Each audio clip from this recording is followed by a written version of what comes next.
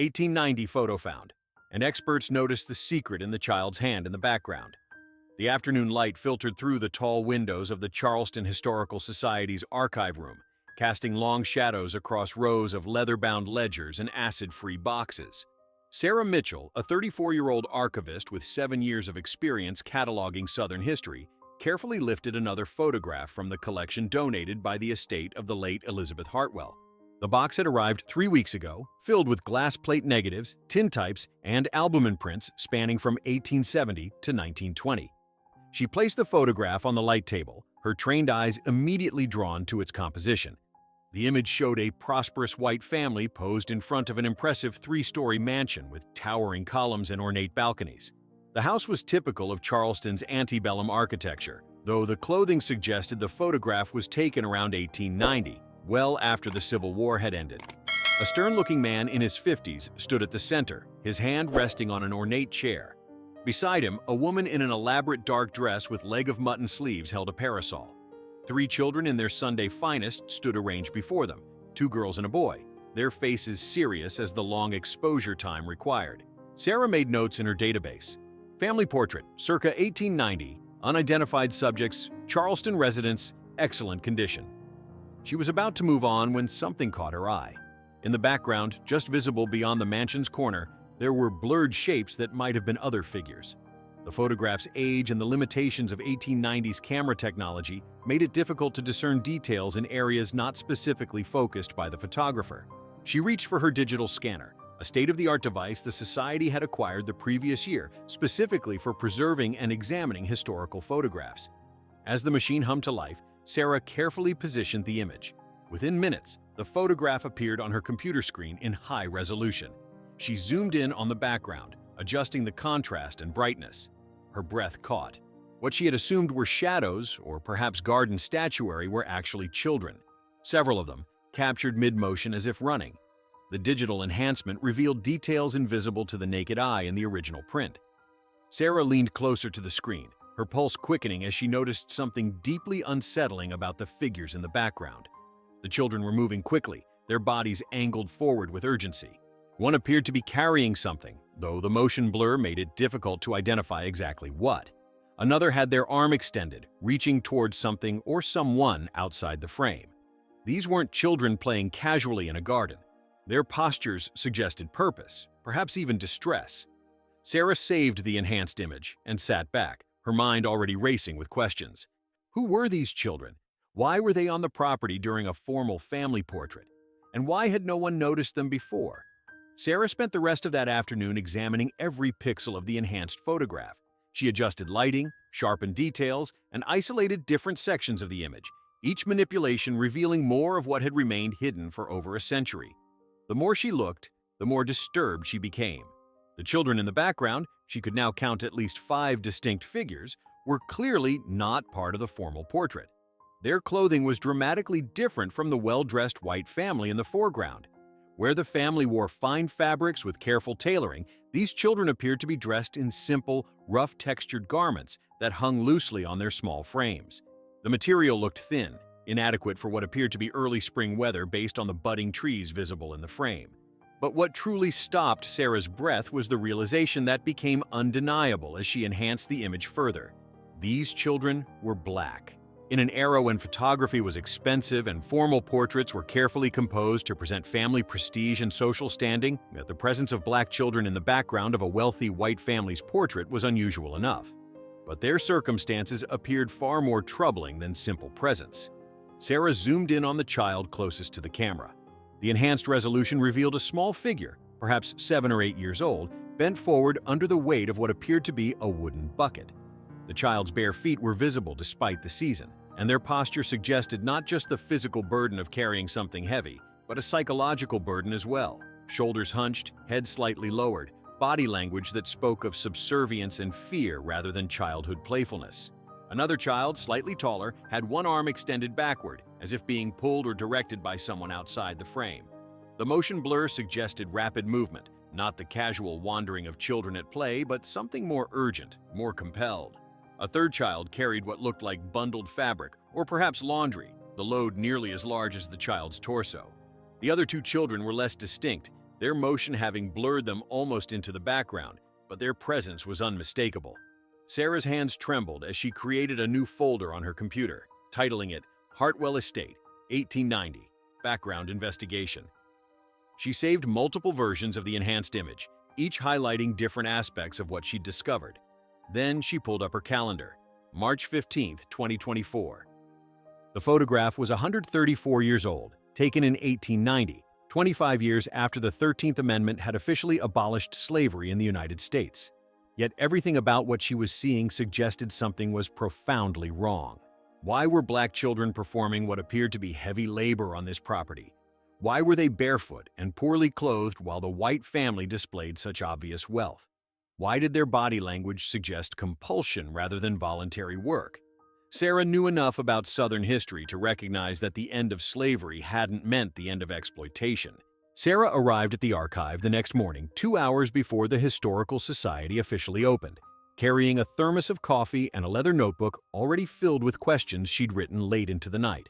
Sleep had been elusive, her mind churning with the implications of what she'd discovered.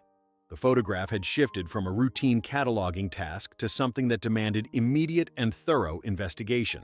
She began with the most basic question: who were the people in the foreground? The Hartwell estate papers provided a starting point.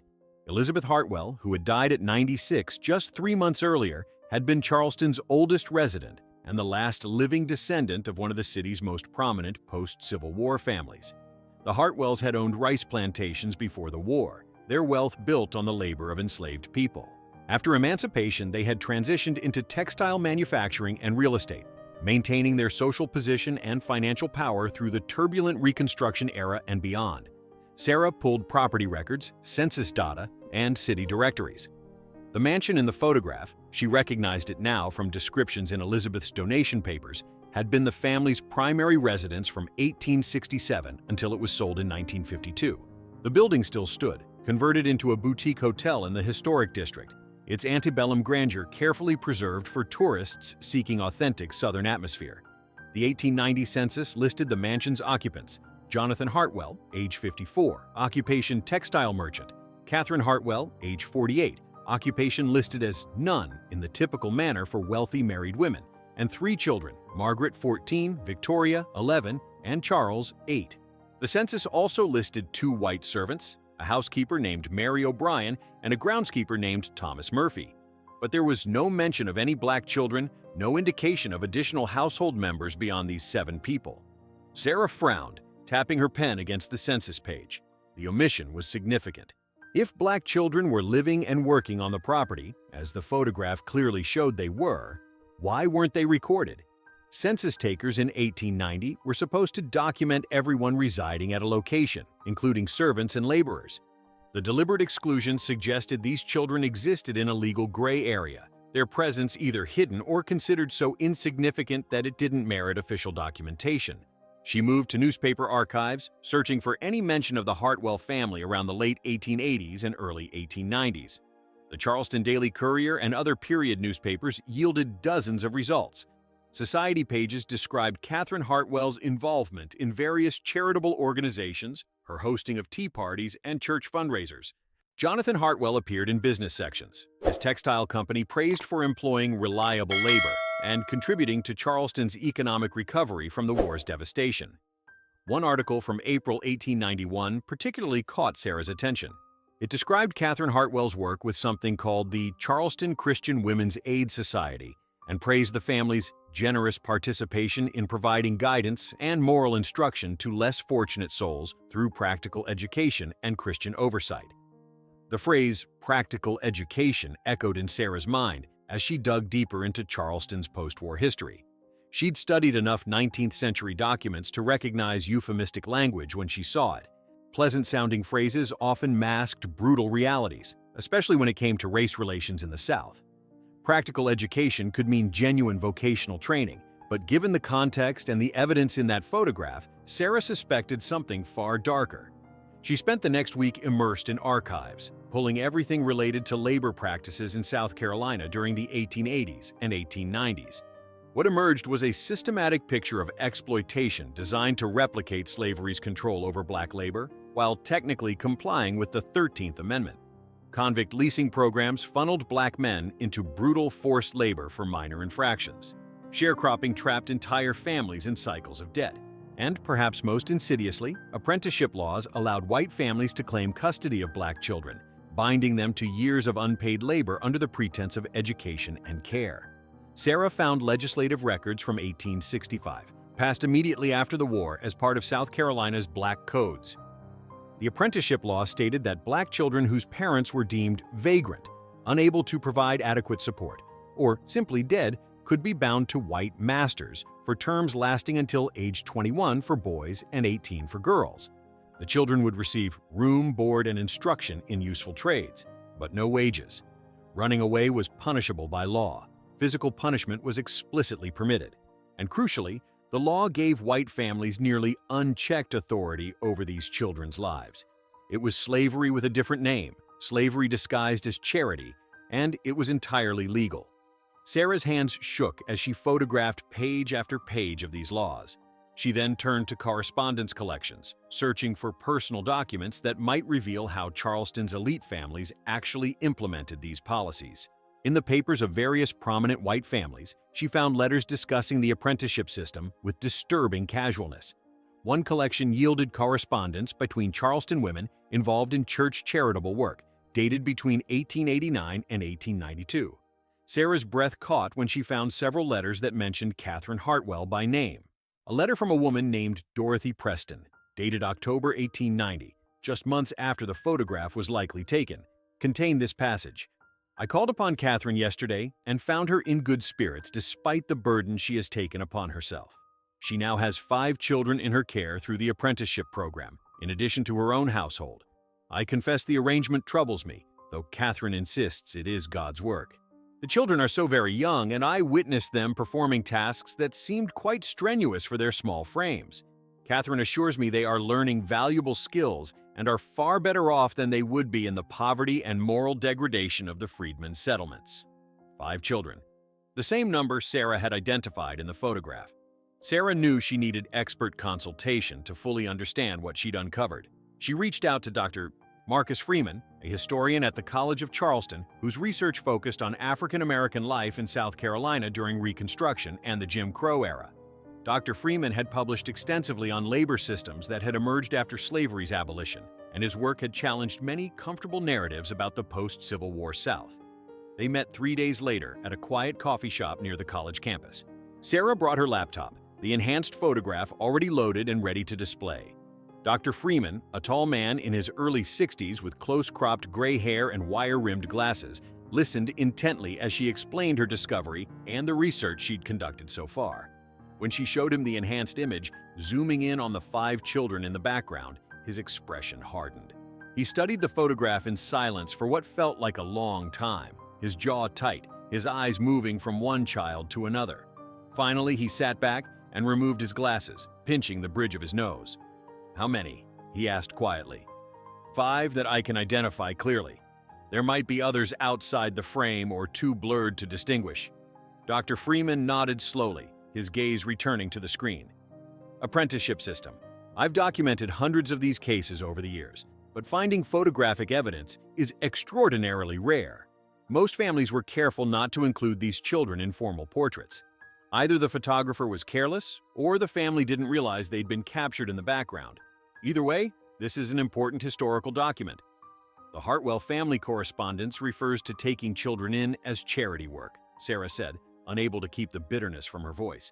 Catherine Hartwell wrote letters defending her participation in what she called the Orphan Apprenticeship Initiative.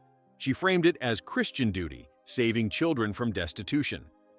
"That's the standard rhetoric," Dr. Freeman replied, his tone weary.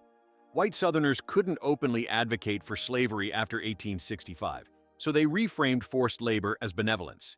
They convinced themselves, and tried to convince Northern observers, that they were helping black children by providing structure, moral guidance, and practical training.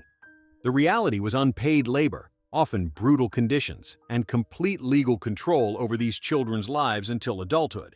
He zoomed in on one of the children carrying the heavy bucket.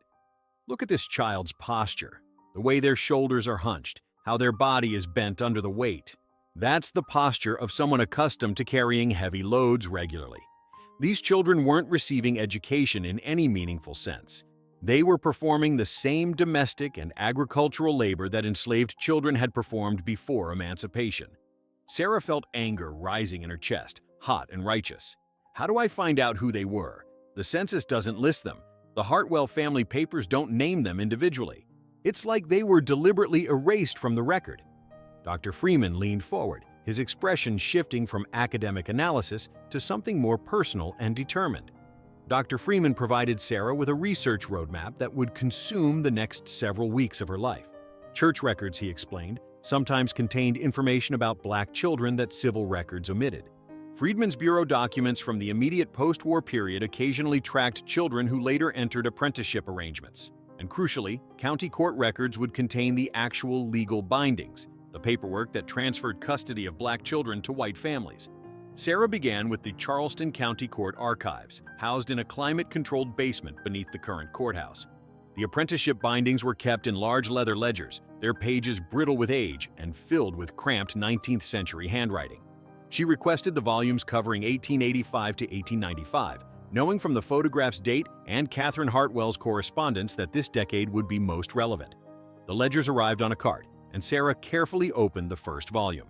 Page after page documented the transfer of Black children to white families. Each entry followed a standard format. The child's name, approximate age, often listed as about 7 years or approximately 10 years, suggesting these children's birth dates weren't considered important enough to record precisely. Race, always listed as Negro or colored, the name of the white family taking custody, the duration of binding, and the judge's signature authorizing the arrangement. Sarah's hands trembled as she turned the pages. The sheer number of entries was overwhelming. Hundreds of children, stolen from their families or orphaned by poverty and disease, then legally bound to white families for years of unpaid labor. Each entry represented a childhood stolen, a family torn apart, a life reduced to a single line of text in a bureaucratic ledger. And then she found them. March 12, 1888. Negro child Samuel, age approximately 7 years, son of Ruth Johnson, deceased father, bound to Jonathan Hartwell of Charleston for instruction in agricultural and domestic labor until age 21. Mother claimed unable to provide adequate support. May 3, 1886. Negro child Rebecca, age approximately 9 years, orphan, bound to Jonathan and Catherine Hartwell for instruction in domestic service until age 18. On August 17, 1889. Negro child Thomas, age approximately 6 years, parents unknown, bound to Jonathan Hartwell for general labor and instruction until age 21. April 22, 1887. Negro child Eliza, age approximately 8 years, daughter of Martha Williams, bound to Catherine Hartwell for instruction in domestic arts until age 18. Mother incarcerated for vagrancy. November 8, 1885. Negro child Moses, age approximately 10 years, son of Jacob and Sarah Turner, whereabouts unknown, bound to Jonathan Hartwell for agricultural labor and instruction until age 21. 5 children. 5 names that matched the 5 figures Sarah had identified in the photograph. Samuel, Rebecca, Thomas, Eliza, and Moses. Children who had been invisible in the census, unnamed in the family papers, but who had existed nonetheless. Their legal enslavement documented in these cold, bureaucratic entries. Sarah photographed each page with shaking hands, tears blurring her vision. These weren't just historical subjects anymore. They were real children with names and families, children who had been legally stolen and whose suffering had been sanctioned by the state. Sarah knew that finding the children's names was only the beginning. The deeper question remained. What had happened to them? Had they survived their apprenticeships? Had they ever been reunited with their families? Did they have descendants who might still be living in Charleston, unaware that evidence of their ancestors' existence had just been discovered? Dr. Freeman connected her with Patricia Washington, a 67-year-old genealogist who had spent the past 3 decades tracing Black family lines in South Carolina. Patricia's work had helped hundreds of African Americans connect with ancestors whose histories had been fragmented by slavery, migration, and deliberate record destruction. She had developed methods for finding family connections, even when official documents were sparse or missing entirely. They met at the Avery Research Center for African American History and Culture, a repository dedicated to preserving Low-Country Black history. Patricia arrived carrying a worn leather folder that Sarah would later learn contained decades of accumulated research. family trees, photographs, oral histories, and handwritten notes documenting connections that existed in memory even when they'd been erased from official records. Sarah showed Patricia the enhanced photograph first, then the court records documenting the 5 children's bindings to the Hartwell family. Patricia studied both in silence, her expression unreadable, but her hands gripping the edge of the table with barely controlled emotion. "My great-great-grandmother told stories," Patricia said finally, her voice quiet but steady. "She was born in 1875, lived until 1958. When I was a child, she would tell me about the time after freedom, how white people found ways to take it back piece by piece. She said children were taken from their families, that white folks would go to black neighborhoods with sheriffs and judges and just take children, claiming they were orphans or that their parents couldn't care for them. She said her family lost someone that way." "Do you know who?" Sarah asked gently. Patricia opened her folder, pulling out a hand-drawn family tree that appeared to have been created over many years, with additions and corrections in different inks and different handwriting. She pointed to a name written in faded pencil, Samuel Johnson, born approximately 1881, noted as taken 1888, never returned. Sarah felt her breath catch. "Samuel Johnson. Patricia, I found him in the court records. He was bound to the Hartwell family in March 1888 when he was 7 years old. His mother was Ruth Johnson, and the ledger says his father was deceased." Patricia's eyes filled with tears, but she didn't look away from the document. "Ruth Johnson was my great-great-great-grandmother. She had 3 children. Samuel was the oldest. After his father died of pneumonia in 1886, Ruth tried to support the family by working in a laundry. But a white family came with a sheriff in 1888 and took Samuel. They said she couldn't provide for him, that he needed proper guidance and education. She tried everything to get him back. Went to the courthouse, went to churches, begged anyone who would listen. But she had no money, no legal standing.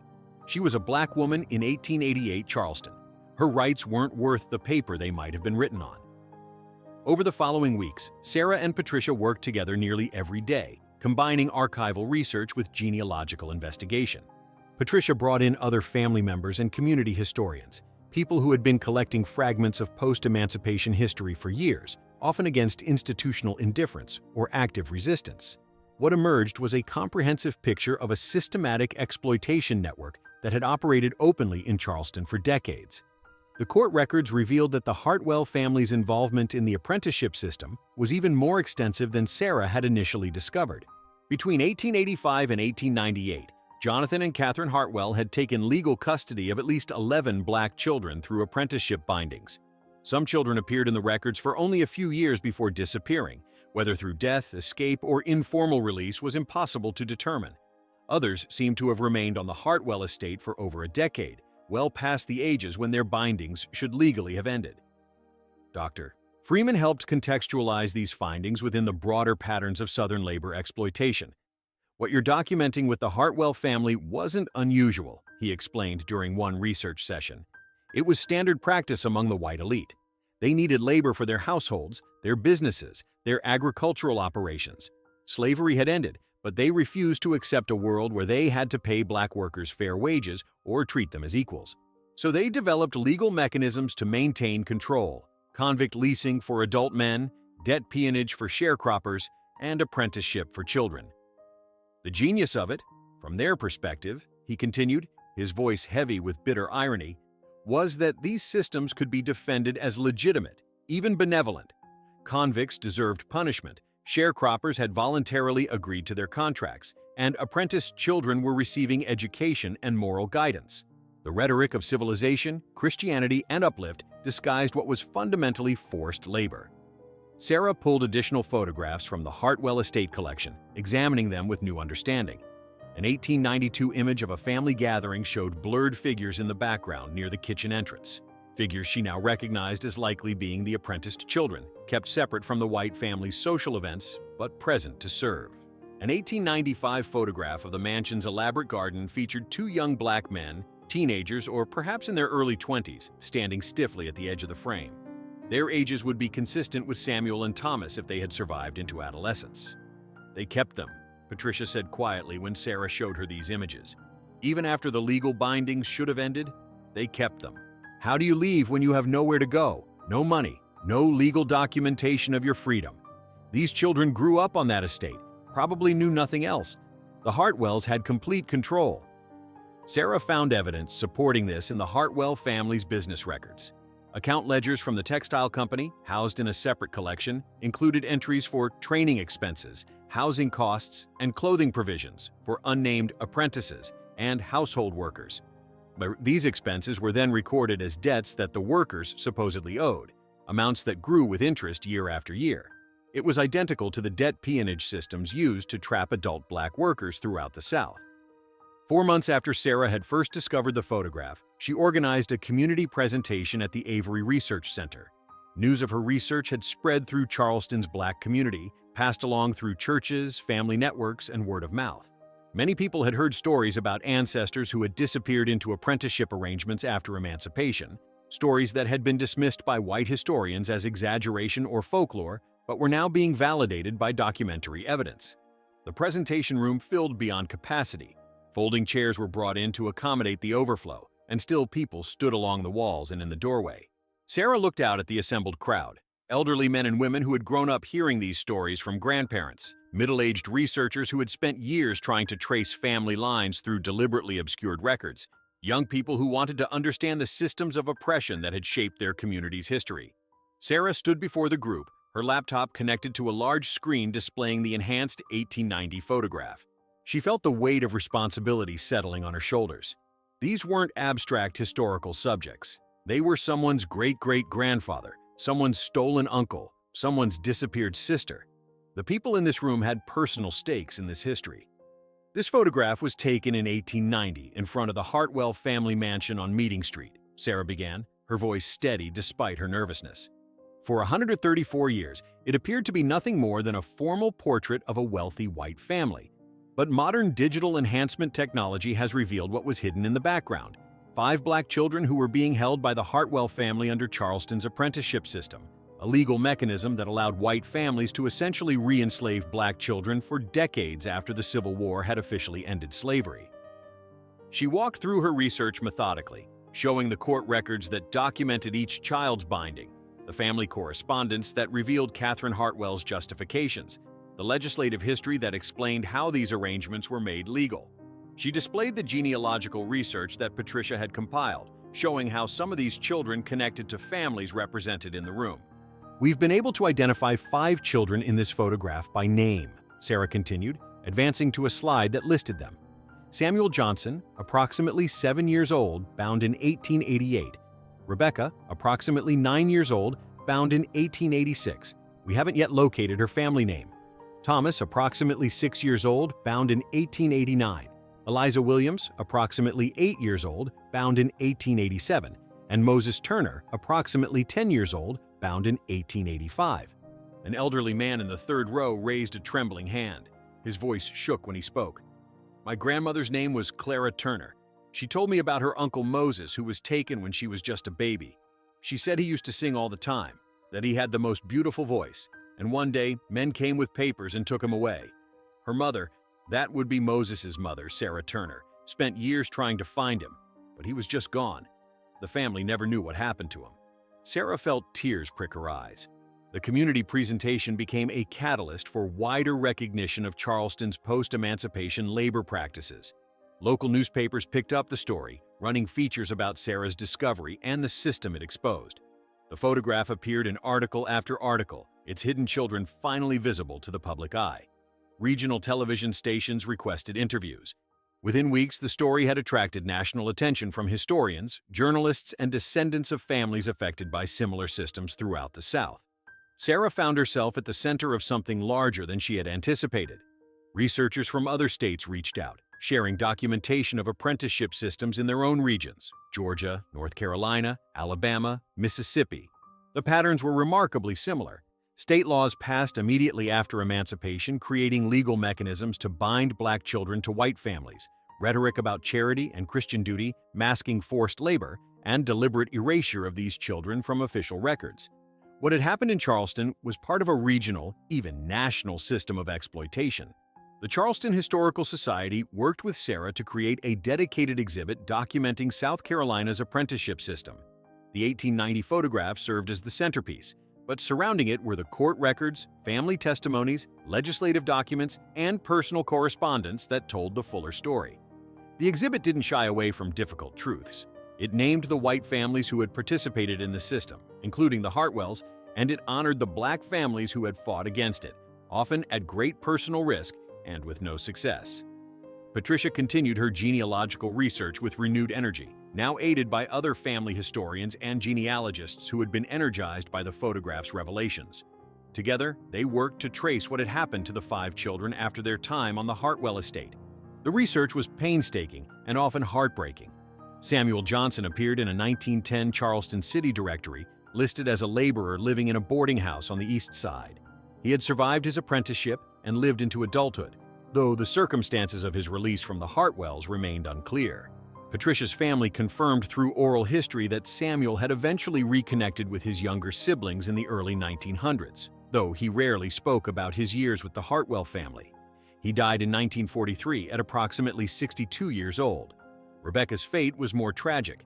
A death certificate from 1905, uncovered by another researcher, identified a Rebecca Johnson, no relation to Samuel despite the shared surname, who had died at age 28 from tuberculosis. The certificate listed her occupation as domestic servant and her residence as a rooming house near the Charleston docks. If this was the same Rebecca from the photograph, she had survived her apprenticeship but died young, likely weakened by years of hard labor in childhood and inadequate living conditions afterward. Thomas, Eliza, and Moses proved more difficult to trace. No clear records emerged documenting their lives after the Hartwell estate. They might have left Charleston, adopted different names, or simply existed in the vast population of black Southerners whose lives weren't considered important enough to document thoroughly. Their absence from the historical record was its own form of violence, erasure compounding exploitation.